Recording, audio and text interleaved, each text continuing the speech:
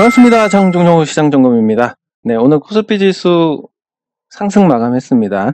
예, 장중에 흐름이 좋아졌다가 다소 밀렸는데 일단 급등 패턴 영역에 들어섰습니다. 뭐 확률적으로는 말씀드렸듯이 코스피에서는 3번 중에 1번, 3분의 1 정도의 확률인데 이게 이렇게 돼서 랠리로 가는 것이냐 아니면 죽고 내려오는 것이냐, 이게 2고 올라가는 게 1입니다.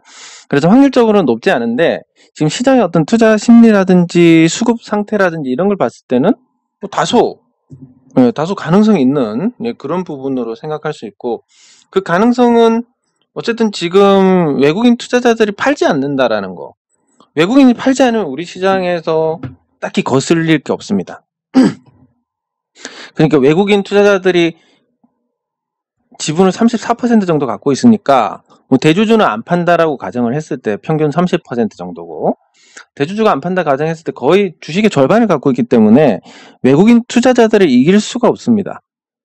그러니까 이미 시장은 빼앗긴 거고 외국인에 따라서 움직이는 외국인 노름 시장이라고 보시면 되는데, 그래도 이 외국인 투자자들이 하나가 아니라 뭐 미국계, 유럽계, 영국계, 뭐 중동계, 중국계 다양하게 있으니까 그 투자자들이 움직이는 어떤 방향, 결국은 뭐 실적이라든지 이런 건 공통적으로 적용을 하는 거니까 그런 부분에 초점을 맞춰서 가는 게 그나마 시장이 순응하는 길이다라고 볼 수 있습니다. 근데 외국인 투자자들이 작정하고 판다? 그러면 해외 시장이 아무리 좋더라도, 우리 시장에서 아무리 자금이 많이 들어오더라도 그건 어쩔 수 없는 겁니다. 내려갈 수밖에 없는 거고, 반대의 경우는 또 올라갈 수밖에 없는 건데, 일단 외국인이 팔지 않기 때문에 이게 일반적으로 적용하는 확률보다는 이거보다는 조금 더 높지 않을까, 이렇게 예상을 할 수 있습니다. 네, 그리고 코스닥 지수. 코스닥은 오늘 다소 부진했는데 뭐 어떻게 보면 자연스러운 그런 흐름입니다. 단기 고점에서 떨어졌고 기술적 반등이 나왔고 다시 떨어졌고, 이렇게 짧은 기간에 3중 바닥을 만들었습니다. 그러면 여기서 이제 요런 3중 바닥이 중간에 서는 것이냐 아니면 요 커다란 이 추세의 연장선이냐, 요거를 확인하기 위한 과정이 필요하고, 그러면 이 저점만큼은 아니지만 적당한 조정을 통해서 이 바운드를 확인을 해야 되는, 지수 차원에서 이런 부분이 있습니다. 근데 이런 의지를 갖고 움직이는 게 아니라 자연스럽게 다양한 투자자들이 시장에 참여를 하고, 그렇게 시장에 참여를 하면서 거기에 따른 어떤 공통된 어떤 흐름, 이 공통된 방향으로 움직이는 이런 게 이제 요런 기술적인 분석에서의 예측이라고 볼 수 있는데, 여기에 변수 하나만 생겨도 금방 바뀌어버리는 거기 때문에 이게 뭐 절대적으로 이렇게 움직인다 이런 게 아니라 현재 기준으로는 이런데 이거보다 더 잘 가면 코스닥이 예상보다는 훨씬 강하네? 이걸 깨고 내려가면 생각보다 힘이 약한데? 뭐 이런 식으로 판단을 할 수 있는 기준이 되는 겁니다. 네, 그리고 이 코스닥 지수 상승, 코스닥 지수 상승이 결국은 작은 종목에 의해서 나오려면 시간이 조금 필요하다. 다른 것보다도 작은 종목들의 비중이 커져야 되고 큰 종목들의 비중이 낮아져야 되는데, 그러려면 시간이 필요하니까 당장 시원한 흐름보다는 점진적으로 개선되는 그런 흐름에 무게를 둘 수 있습니다. 네, 그리고 보유 종목. 오늘 좀 변화가 있습니다. 일단 첫 번째로 액트를 팔았습니다. 액트를 판 이유가 다른 건 없습니다. 이게 뭔가 될 것 같은데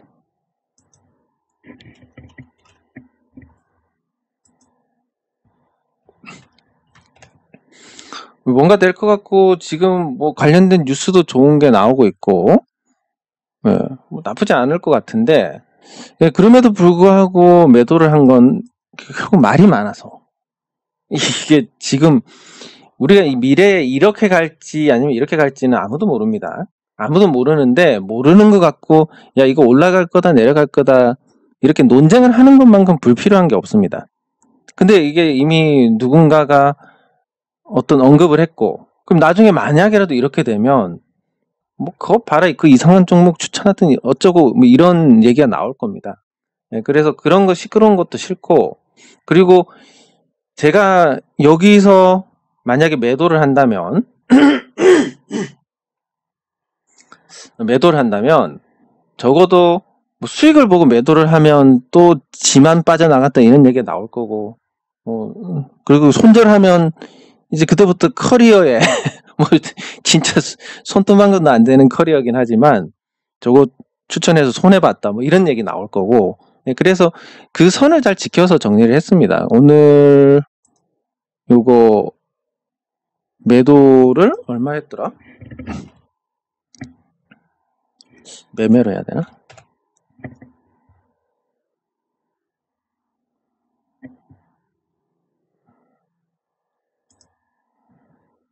아닌데. 여기 제가 아직 익숙하지 않아가지고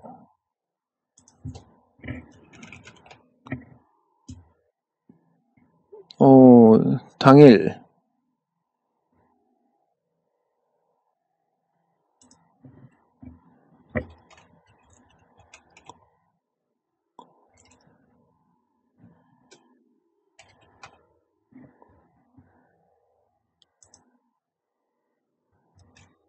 여기 있습니다.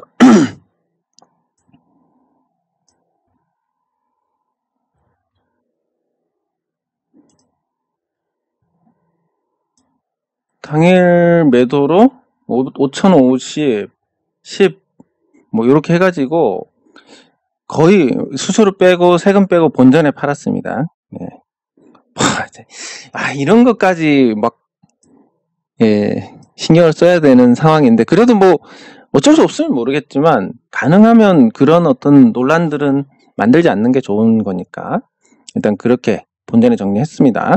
그렇다고 해서 뭐 액트에 대해서 부정적으로 보는 것도 아니고, 또 뭐 어떻게 생각하면 인간 지표가 뭐 저 못 견디니까 판 거 아니냐 뭐 이런 관점에서 본다면 오히려 올라갈 수 있는 신호가 될 수도 있고, 어쨌든 제가 매매한 것과 앞으로의 전개는 무관하다라고 보시면 될 겁니다. 어쨌든 시끄러운 거 싫으니까.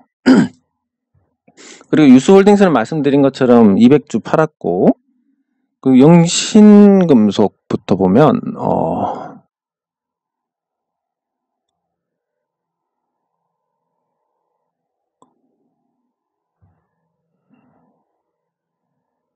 어디 갔지 차트가? 영신금속을 보면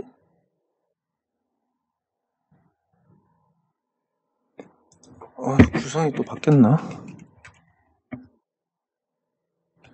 내일이 이제 권리락입니다. 영신금속은. 보통은 이제 권리락 당일날 이게 아마 한 3,500원 정도에 시작할 것 같은데, 권리락 당일날 이게 착시 효과가 생기니까, 주가가 많이 떨어졌다 이런 착시가 생기니까 보통 그날은 좋고 그 뒤에는 이제 그런 효과가 나타나지 않습니다. 그러면 첫날은 내일 권리락 나온 첫날은 조금 좋은 흐름이 되지 않을까 예상을 하는데, 어쨌든 이게 권리락으로 무상증자가 오른 게 없는 만큼 이 권리락 이후에도 움직임이 특별하지 않을 수 있습니다. 그러니까 일반적으로 나오는 흐름, 무상증자 발표하면 보통 올랐다가 그 권리락 첫날이 어쨌든 환산 주가로는 고점이 되는 이런 형태가 나오는데, 영신금속 같은 경우는 무상증자를 해서 주가가 오른 게 거의 없으니까 오히려 내렸으니까 뭐 이런 형태가 되지 않을까. 일단 이거의 영향만 본다면, 그래서 특별한 건 없을 것 같습니다. 권리락 착시 효과가 과연 세게 나오느냐, 약하게 나오느냐, 그 정도. 무상증자에서 주가가 오른 게 없으니까 뭐 조정도 받을 만한 이유가 없다. 뭐 이런 관점에서 보시면 될 것 같고, 네, 그리고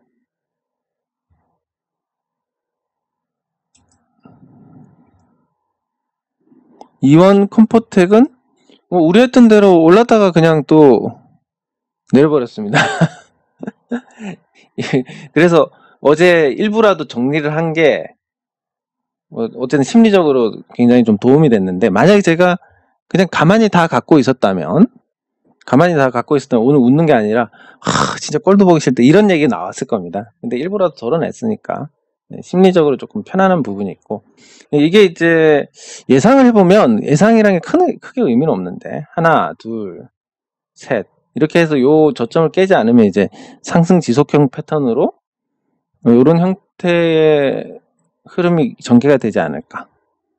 이건 뭐 일반적으로 통계에서 나오는 그림이고 이대로 전개되지 않을 가능성이 훨씬 높으니까 그냥 기준만 생각하시면 되겠습니다.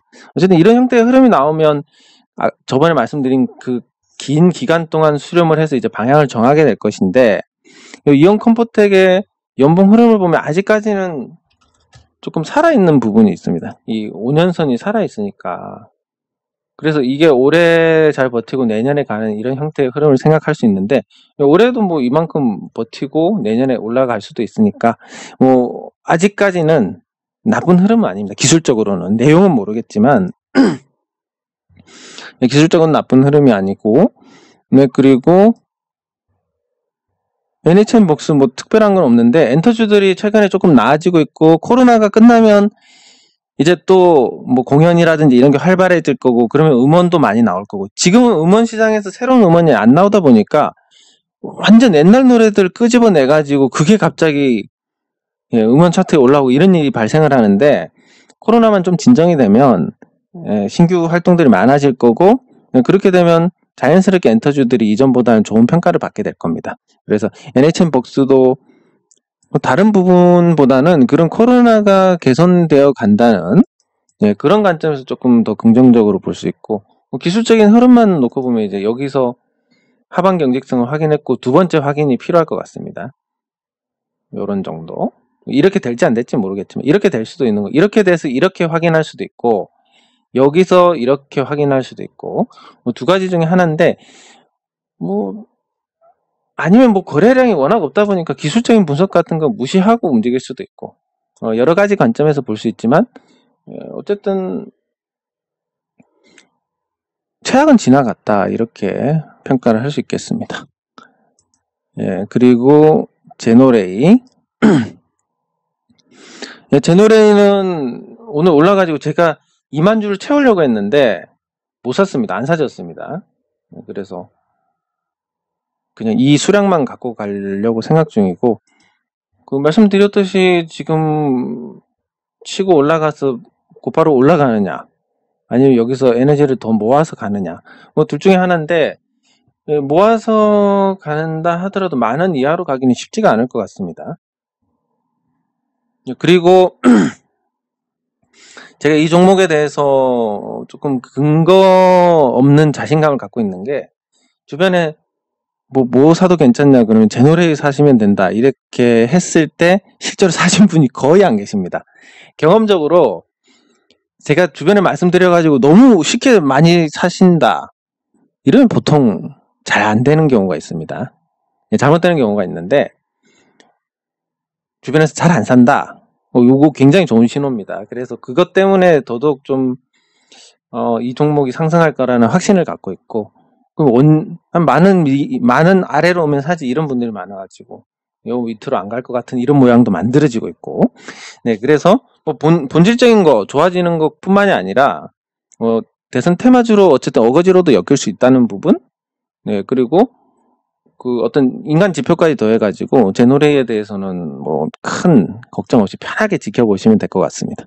왠지 이거 한 3만원 가지 않을까 이런 생각이 드는데 그리고 물론 그게 3만원 간다 해도 그 과정이란 게 되게 어려운 거니까 뭐 아닐 수도 있고 그리고 오늘 신규로 산 게 인터로조란 종목인데 뭐 조금 알고 있는 종목이기도 하고 그리고 이게 제가 단기적으로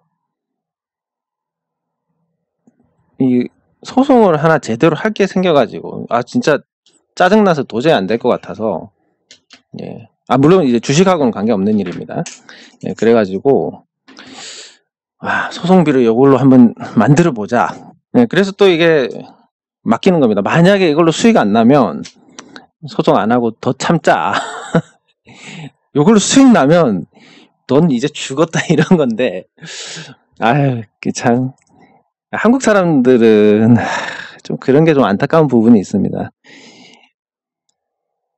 자 어쨌든 이걸 산 이유가 뭐 다른 건 모르겠습니다.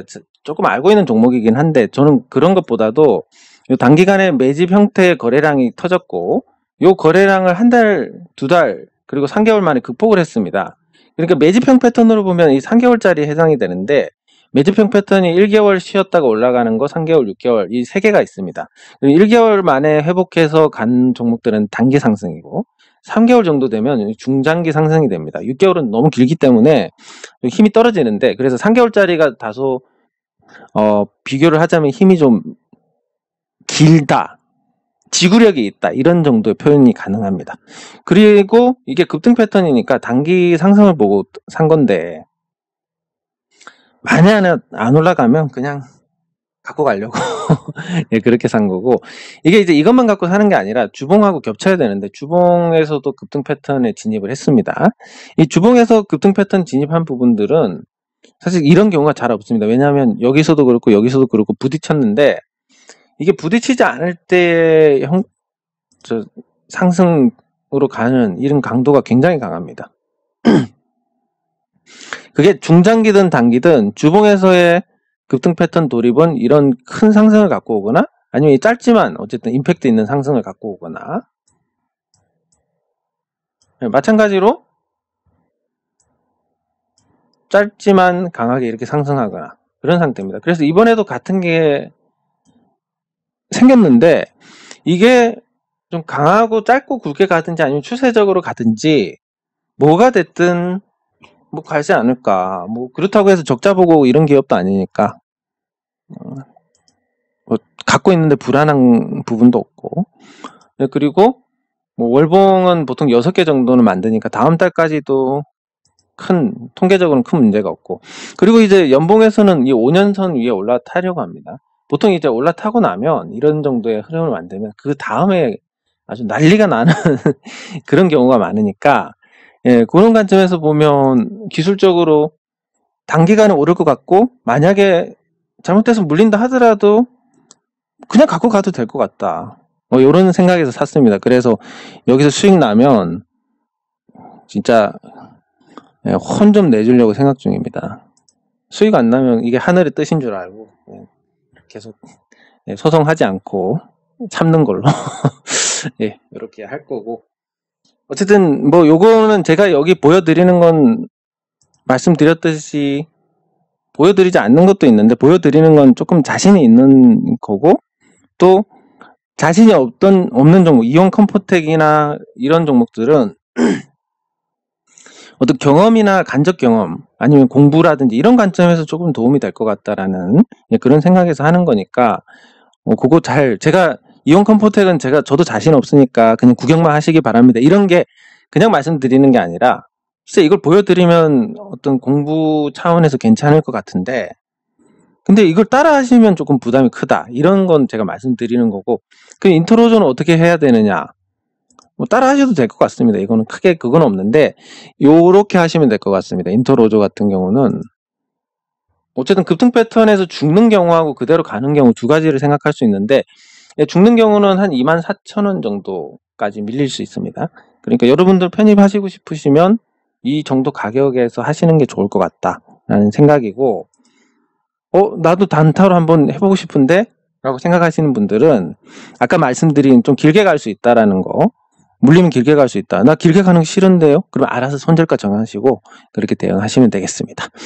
네, 이 모의 종목 점검도 했고, 댓글 확인하도록 하겠습니다.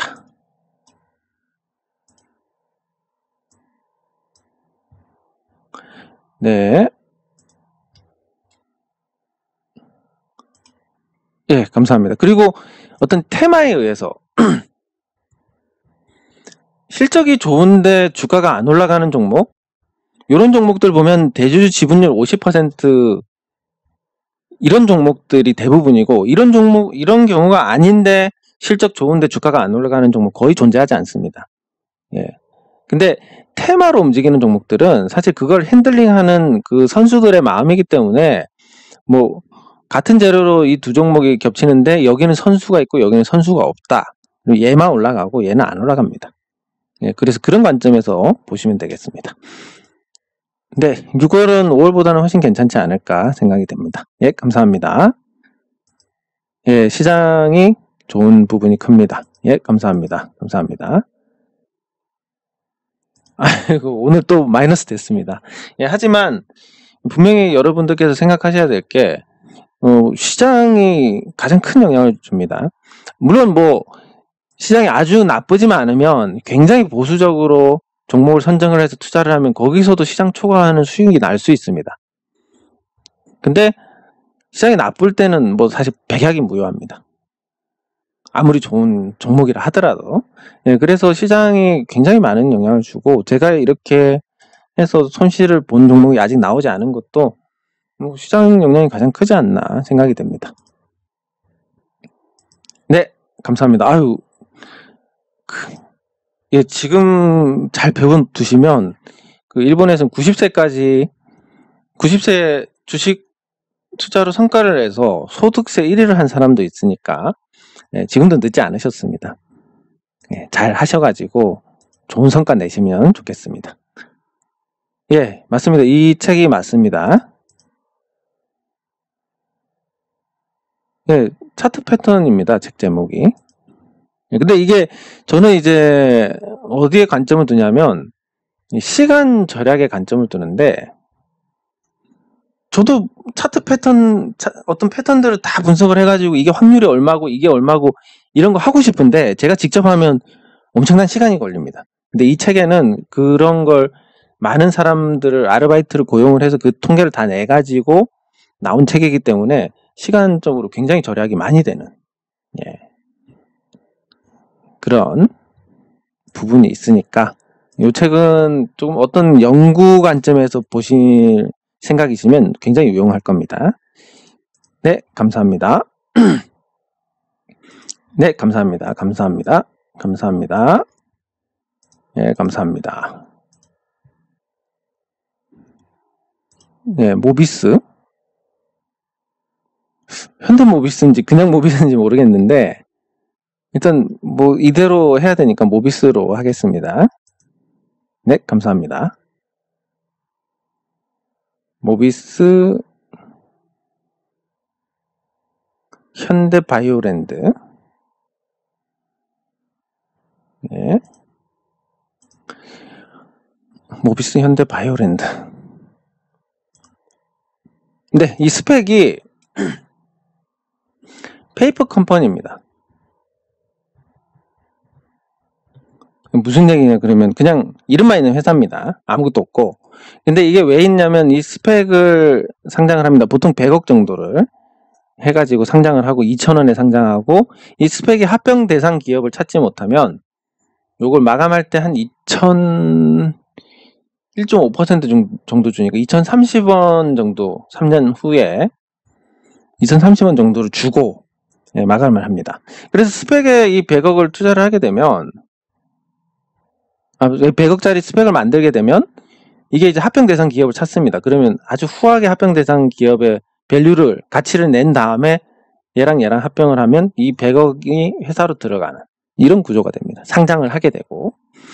네, 그래서 요 스펙을 통한 상장도 뭐 미국에서 올해 초에 굉장히 또 핫했고, 우리도 이게 좋은 방법인데 우리 시장에서도 그게 이제 또 과열 양상을 보이다 보니까 스펙주들이 일제히 올라갔다가 가치 근거 없이 올라가는 건 결국은 거품이니까 떨어지게 됩니다. 오늘 또 일제히 떨어졌습니다. 네, 감사합니다. 감사합니다. 감사합니다. 예, 감사합니다. 감사합니다. 네, CGV도 같이 전환사채가 주주 청약을 했다? 굉장히 금시초문인데 아닐 것 같은데 한번 살펴보겠습니다. 모비스, 현대바이오랜드, CGV. 네, 감사합니다. 감사합니다. 네, 감사합니다. 신풍제약. 근데 이게 제가 여러 종목을 같이 상담하면 이게 집중이 안 돼가지고, 예, 신풍제약 먼저 봐드리고, 한국석유하고 삼성전자는 다음에 댓글 다시면 제가 하나씩 봐드리겠습니다. 어쨌든 질문을 한 번에 많이 올리시면 좋지가 않습니다. 아이고, 감사합니다. 네, 감사합니다. 감사합니다. 감사합니다.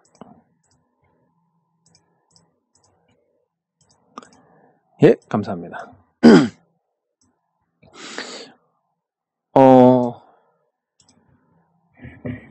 모비스.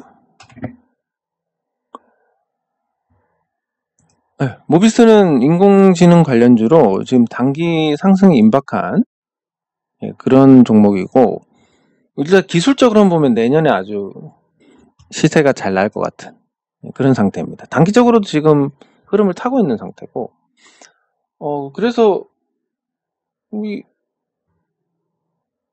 모비스는 특별히 나쁠 게 없는 상황인데, 최대주주 지분율도 또 아주 일반적으로 생각하는 가장 적정한 기준 35% 정도. 네, 그리고 이 종목이 스펙으로 합병해가지고 상장을 했었습니다. 네, 그래서 한 합병한 지 4년, 5년 정도 됐고, 네, 그래서 어떤 자산 가치가 낮지만 실적이 이제 적자를 내다가 적자가 멈추면서 조금 기대감을 높여가고 있습니다. 네, 그리고 이 모비스가 임상 관련된 사업도 하고 있고, 그리고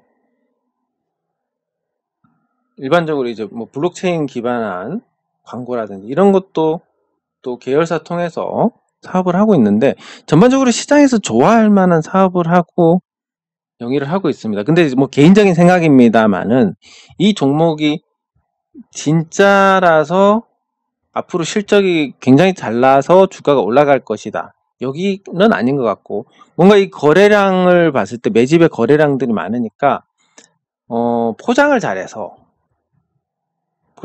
선수들이 주가를 올려가지고 나중에 털어먹을 가능성이 높겠다. 요쪽이 사실은 훨씬 무게가 실립니다.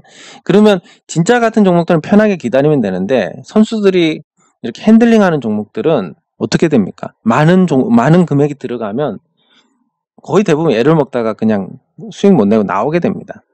그래서 이런 종목들은 조금 소액으로 하시면 편하게 대응을 하실 수가 있고, 어쨌든 회사 자체의 어떤 장래성은 크지 않다고 보지만 시장이 좋아할 만한 사업을 하고 그런 재료를 갖고 있으니까 어떤 선수들하고 그런 재료를 활용해서 주가를 움직이는 방향으로 가지 않을까, 이렇게 예상을 해볼 수가 있겠습니다. 네, 그리고 현대바이오랜드.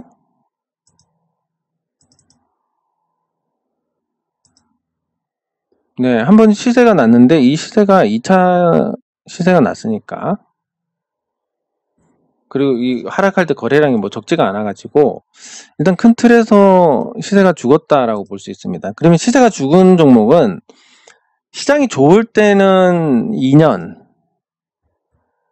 시장이 나쁠 때는 5년 정도 걸립니다. 그러니까 방치를 하는 개념인데, 그렇기 때문에 지금 아직 내린 지 1년밖에 안 돼가지고 시장에서 조정을 받을, 하락할 때 거래량도 있었고 시장에 조정을 받을 만한 그런 상태입니다. 물론 또 연초에 이렇게 거래량이 터졌으니까 이건 또 뭔가 누군가가 해먹지 않을까, 뭐 이런 관점에서도 볼 수 있는데, 한번 이렇게 꺾인 종목이 다시 올라가려면 시간이 많이 필요하다는 점, 그런 걸 감안해서 단기간으로는 기대할 부분이 없고, 이런 형태의 어떤 단기 급등 같은 게 나오면 일단 정리하고 재진입하는 쪽으로 그렇게 하시면 좋겠습니다.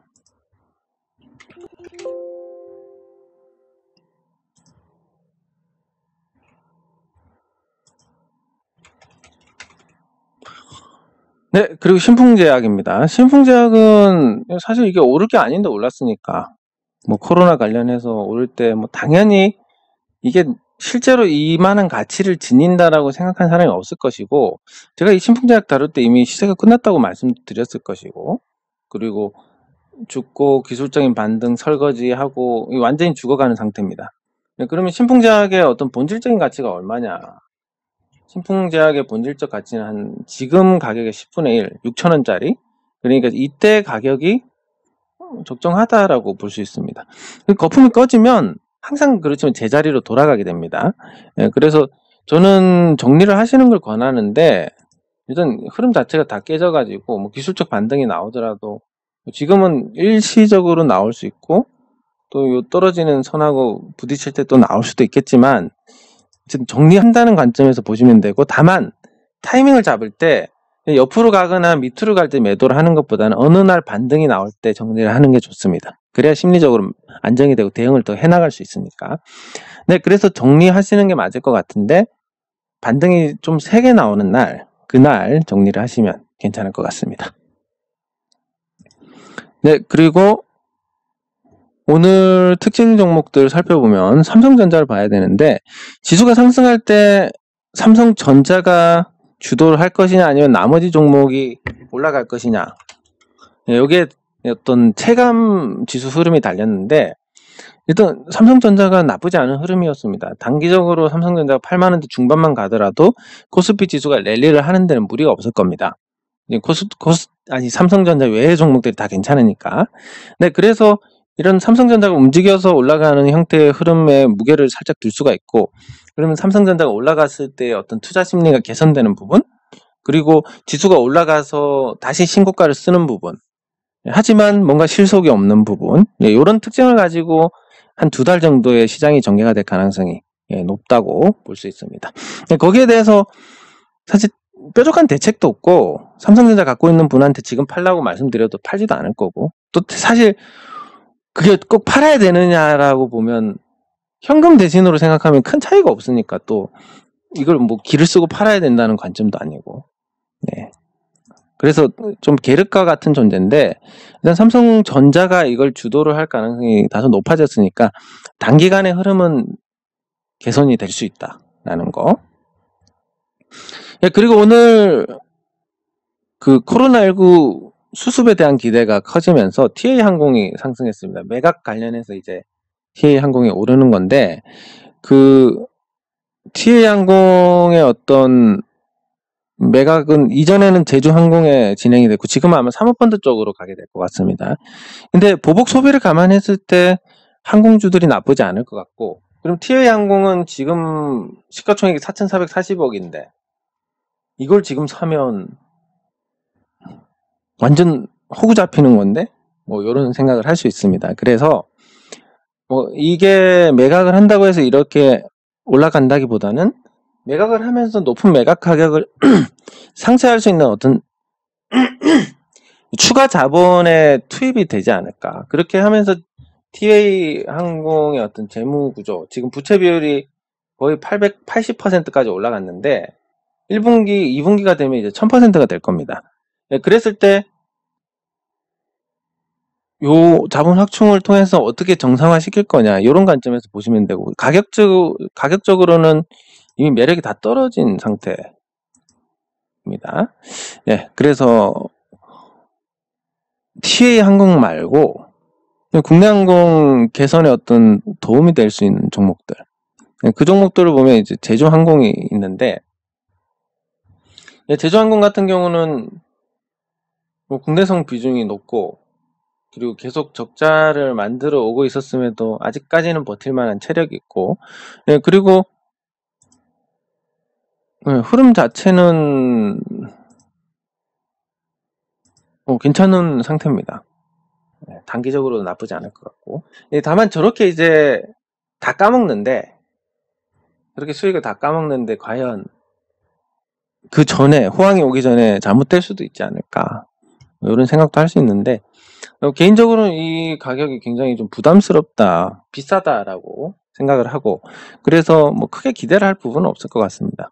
이전에 주가 오르는 것과 이미 가치가 많이 훼손이 된 상태에서 주가가 오르는 건 틀리니까. 그래서 항공주 중에서 사실 투자할 만한 종목이 진짜 없고, 굳이 있다면 뭐 대한항공 정도? 근데 대한항공도 많이 올랐으니까 시총이 이미 11조가 됐습니다. 대한항공이. 그럼 연간 1조 원 정도 영업이익을 내야 되는 건데, 낼 수는 있겠지만 주가가 거기서 추가 상승할 만한 모멘텀은 없으니까. 그래서 항공주들 보면 뭐 TA항공도 있고 제주항공도 있고 진에어, 산진칼, 대한항공, AK홀딩스 이렇게 관련주들이 있는데 TA홀딩스도 있고, 전반적으로 좀 주가가 오르지만 지금 따라붙기는 힘들다. 그러면 인간지표 관점에서 봤을 때 따라붙기 힘들다, 개인 투자자들이 따라붙기 힘들다라는 것은 당분간 올라간다는 얘기입니다. 그걸 또 감수를 하고 덥석 물었을 때, 작은 금액이면 괜찮은데 큰 금액으로 물었을 때는 이제 아주 낭패를 보게 되는 그런 일이 생기게 되고, 네, 그리고 여행주 중에서 뭐 인터파크라든지 모두 투어 이런 전통적인 이제 여행 관련된 종목들이 강세를 띠고 있습니다. 이것도 좋은 현상인데 결국은 시장이 재료에 따라서 움직인다라는 거고. 그러면 코로나로 수혜를 받던 종목들, 뭐 게임주라든지 그 포털주라든지 이런 종목들은 타격을 받게 될 것이고, 그 반대 코로나로 피해를 입었던 종목들은 이제 그 피해를 수습하면서 개선된 흐름을 보일 거니까, 그런 관점에서 시장 개별 종목에 집중하고 지수가 많이 안 오를 가능성이 높으니까 그 개별 종목 중에서도 코로나 이후에 어떤 관심을 받을 만한 그런 종목들로 채워나가면 괜찮을 것 같습니다. 네, 장 종료 후 시장 점검은 여기서 마치도록 하겠습니다. 수고하셨습니다.